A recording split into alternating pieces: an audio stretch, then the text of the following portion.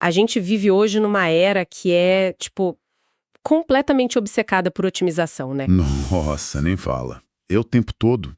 Tem um fluxo infinito de conteúdo sobre como ser autossuficiente, como hackear a própria produtividade e, sabe, como construir uma vida blindada contra falhas usando só força de vontade. Uhum.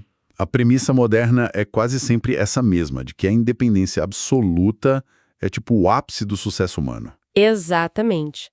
Mas e se a fórmula definitiva para uma vida com propósito for, na verdade, exatamente o oposto disso? É uma quebra de paradigma total. Sim.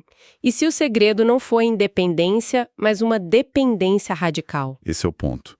E para entender esse contraste, a gente precisa visualizar uma cena muito específica que os nossos materiais de hoje trazem. Uma cena de mais de 2000 anos atrás, certo? Então, isso. Imagina a situação. As ruas de Jerusalém estão escuras. O ar está denso, bem frio. Um pequeno grupo de homens desce as escadas de uma sala onde eles acabaram de jantar. E eles começam a caminhar em passos bem lentos em direção a um jardim chamado Getsêmani. O nível de tensão psicológica nesse momento é, assim, indescritível. Porque trata-se da noite que antecede a crucificação. Dá até um arrepio só de pensar. Pois é. Em termos de comunicação humana, quando alguém sabe que tem apenas algumas horas de vida, toda aquela superficialidade desaparece na hora. A urgência toma conta, né? Não tem mais espaço para metáforas vazias ou aquelas conversas triviais. Nenhuma. O que é dito nesse trajeto carrega o peso do que é absolutamente essencial para a sobrevivência daqueles que vão ficar. O que torna as instruções dadas nesse caminho tão monumentais. E é por isso que o nosso mergulho de hoje nas fontes analisa justamente esse conjunto profundo de reflexões pastorais e estudos teológicos. Estudos que dissecam essas últimas palavras de Jesus. E é fascinante porque o material todo converge para uma única palavra. Uma palavra que é repetida a exaustão no Evangelho de João, no capítulo 15. A palavra permanecer. Isso. A missão dessa nossa análise profunda é decupar o que realmente significa essa conexão constante com o divino. Porque, lendo as fontes, não se trata de uma cartilha fria de regras morais, sabe? Não, de jeito nenhum. É um modelo relacional. E as fontes prometem que esse modelo é o antídoto definitivo para a nossa apatia espiritual. E a genialidade dessa instrução está na imagem visual que foi escolhida para transmitir tudo isso. Exato. Os historiadores apontam para um detalhe muito fascinante. O trajeto daquela sala de jantar até o jardim do Getsêmani muito possivelmente passava bem em frente ao templo de Herodes. Ah, e tinha algo específico lá, né? Tinha. Nos portões do templo existia uma gigantesca videira de ouro maciço. Era uma escultura super famosa na época, que representava a nação de Israel. Nossa, imagina o visual disso iluminado por tochas à noite. É muito provável que, ao passarem por essa estrutura imponente, Jesus tenha apontado para ela e redefinido o símbolo ali na hora, apresentando essa metáfora que fundamenta todo o nosso estudo hoje. Ele se coloca como a videira verdadeira, né? O tronco principal. Uhum. E as pessoas são descritas como os ramos, e Deus, o Pai, atua como o lavrador, que é o agricultor que gerencia todo o vinhedo. E tem um detalhe nas fontes sobre a seiva, não tem? Tem sim. A seiva invisível, aquela que corre por dentro da estrutura e mantém tudo vivo, representa o Espírito Santo. A estatística textual que os nossos materiais trazem aqui é impressionante. Essa palavra permanecer. Que no grego original carrega o sentido de habitar, de morar fixamente, não só fazer uma visita rápida. Perfeito. Ela é repetida cerca de 11 vezes, num espaço minúsculo de apenas 11 versículos. E olha, essa densidade de repetição não é um acidente literário.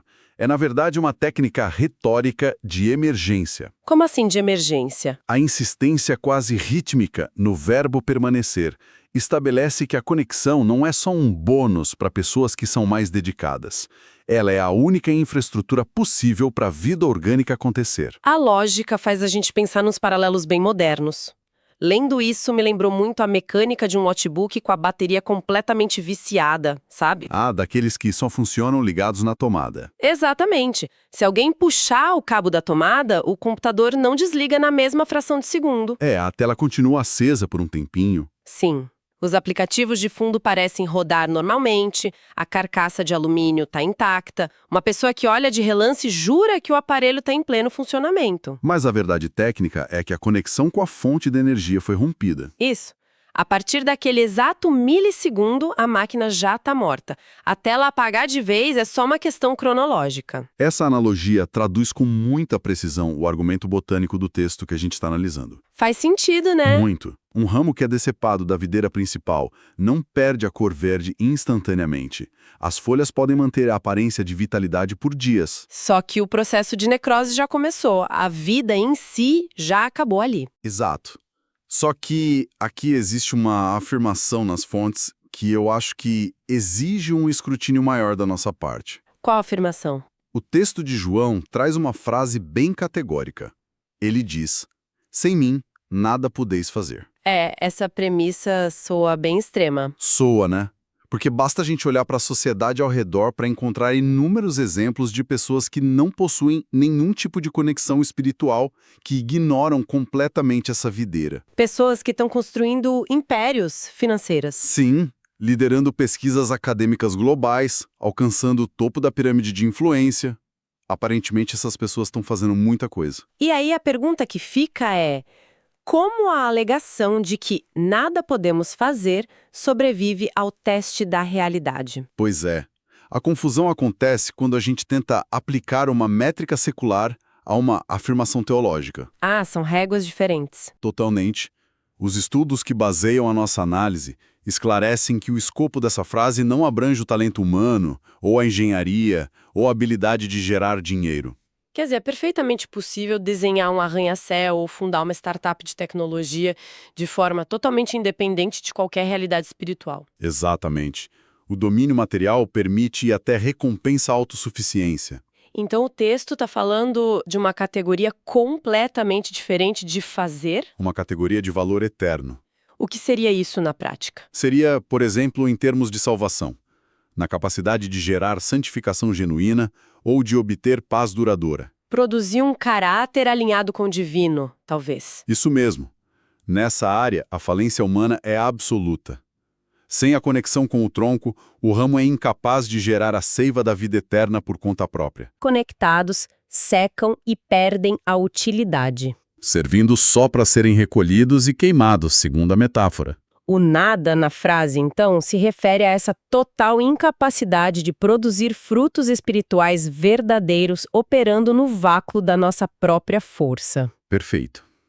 Só que essa explicação levanta uma contradição bem intrigante sobre a natureza humana. Como assim? Se a biologia e a teologia concordam que a conexão é o único meio de sobrevivência, por que existe um fenômeno tão comum de pessoas acreditando piamente que estão numa condição ótima, quando na verdade estão com o cabo fora da tomada? Verdade.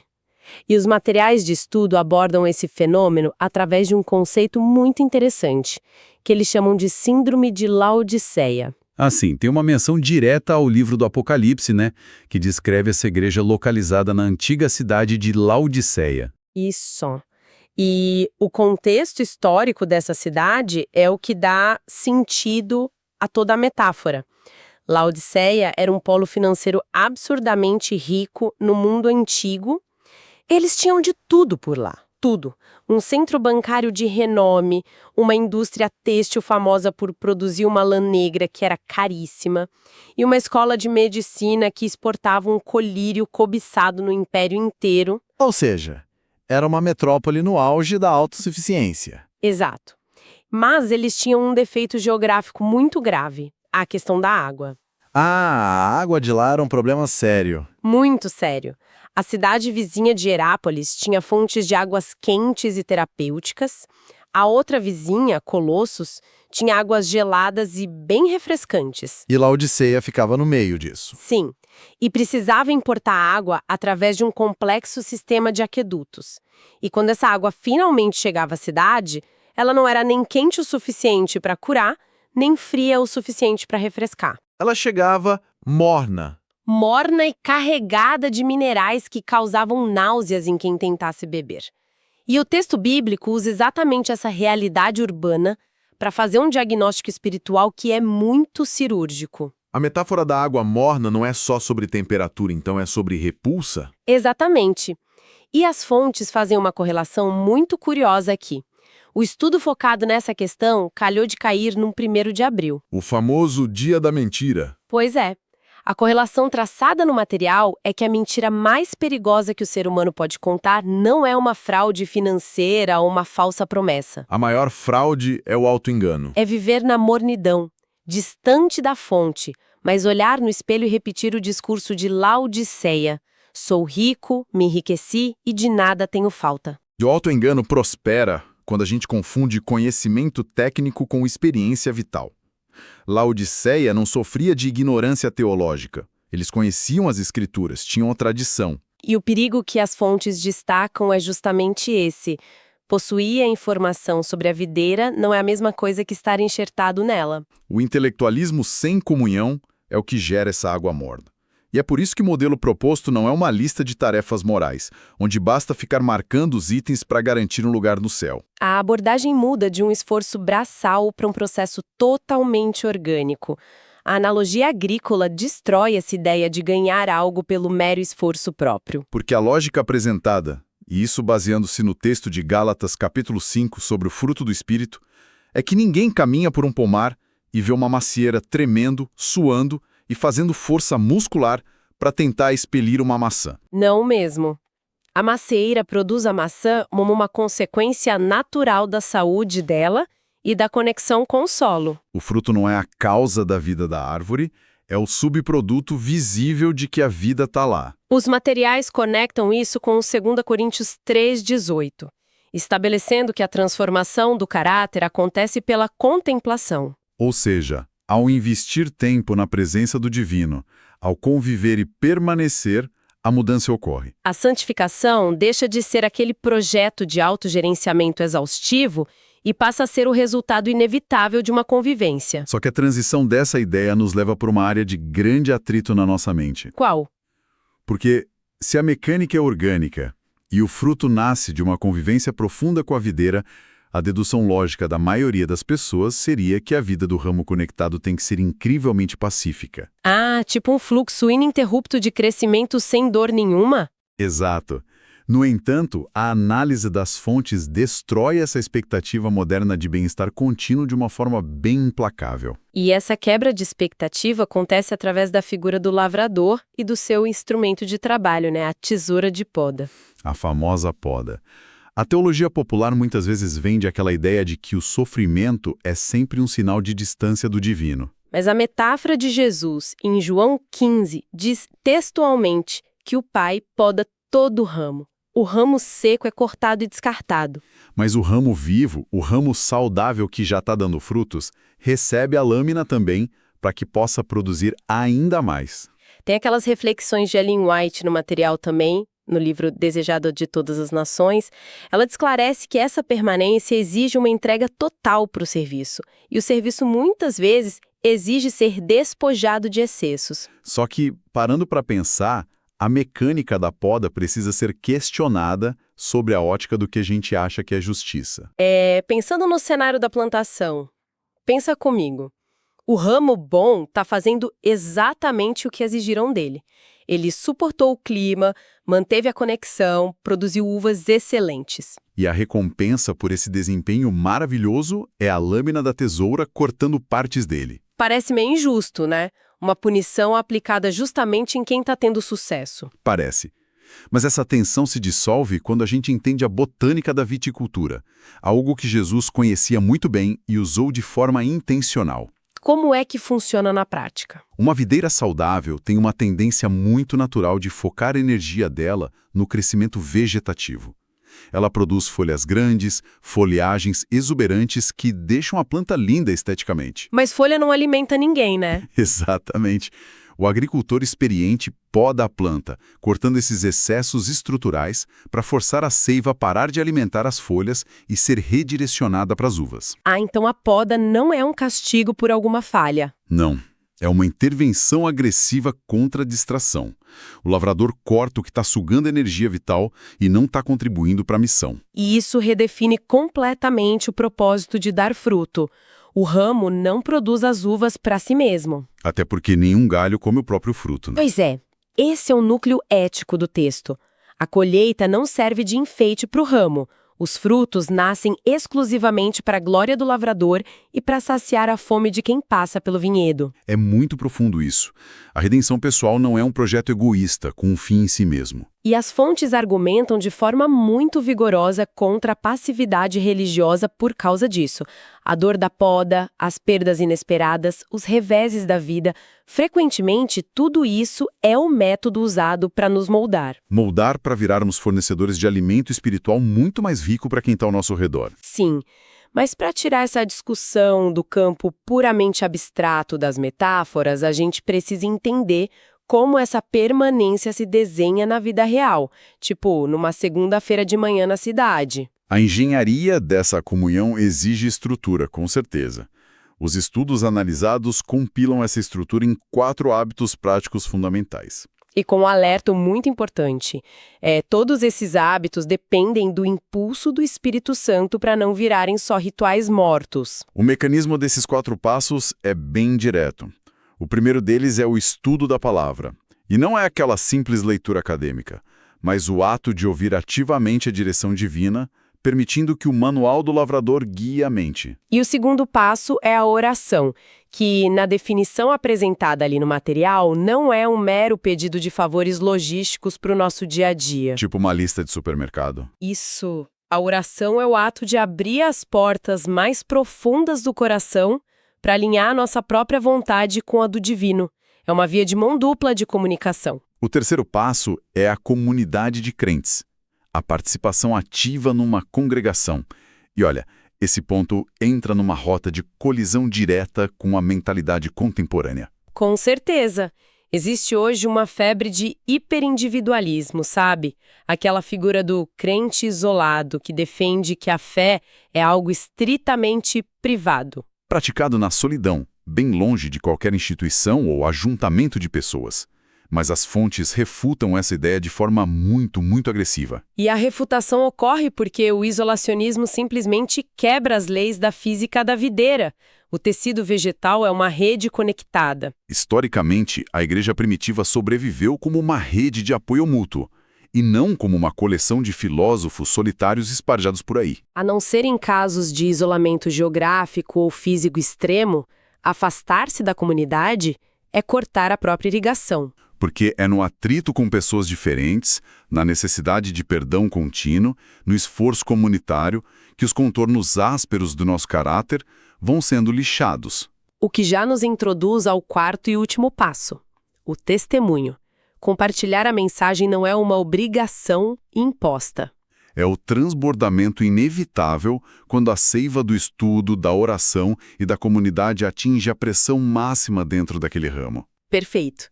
E ao amarrar toda essa complexidade botânica, os paralelos históricos com a cidade de Laodiceia e as disciplinas práticas de rotina, o material converge para um ápice emocional que é muito claro. As fontes destacam que toda a estrutura lógica dessa teologia que a gente está apresentando serve só como base para o verdadeiro coração da mensagem. O apelo final do texto estudado não é o de um acadêmico ditando regras, mas o de um criador estendendo a mão.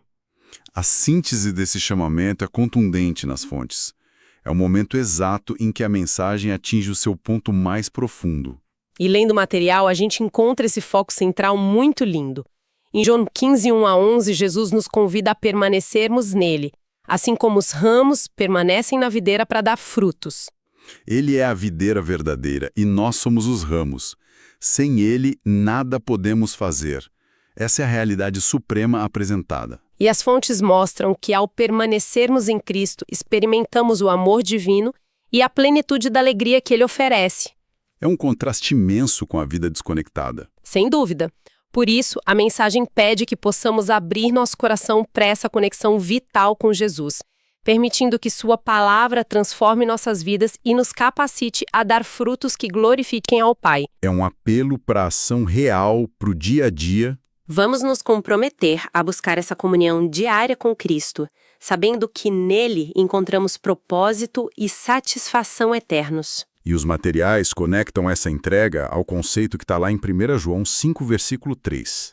Esse texto garante que os mandamentos deixam de ser um fardo esmagador quando a motivação principal passa a ser o amor. O amor desativa o peso do dever, né? E transforma tudo isso na alegria da permanência. A jornada toda, portanto, é um caminho contínuo de despertar. Ela começa lá com aquele diagnóstico de Laodiceia, reconhecendo que a mornidão e essa ilusão de sucesso independente são armadilhas letais. Passa pela aceitação corajosa da lâmina do lavrador, compreendendo de verdade o propósito da poda. E se estabelece no cultivo obsessivo daqueles 4 pilares de comunhão diária que a gente citou. Todo esse percurso deixa a gente com um pensamento um tanto perturbador, mas que é fascinante para continuar processando no silêncio depois que a gente encerrar essa análise. Qual o pensamento? Seguinte, se as videiras que dão os melhores frutos são justamente as que recebem os cortes mais precisos, e se o foco de energia é forçosamente retirado das folhas bonitas para nutrir os frutos que são úteis, quantas das lutas inesperadas, daquelas perdas que parecem injustas e dos momentos de frustração absoluta na nossa rotina corrida não são apenas marés de azar ou erros de percurso? Nossa, é uma boa pergunta. Quais seriam as podas acontecendo hoje na nossa vida, disfarçadas de problemas, que na verdade representam a precisão cirúrgica do lavrador, preparando a planta para entregar a melhor colheita que o mundo já viu? Essa é uma reflexão que exige trocar completamente as lentes através das quais a gente julga cada contratempo da vida. Altera a forma como lidamos com as próprias cicatrizes e com o potencial de crescimento que está escondido nelas. Sem dúvida, é uma reestruturação completa de perspectiva para nossa mente. Bom, nós agradecemos imensamente o tempo dedicado por todos que nos acompanharam nessa análise aprofundada de hoje. Foi um privilégio compartilhar essas reflexões. O mergulho nas fontes se encerra aqui, mas a busca por essa conexão vital e pelos frutos transformadores é um projeto diário de cada um. Permaneçam sempre ligados à videira. Até a próxima! Até lá!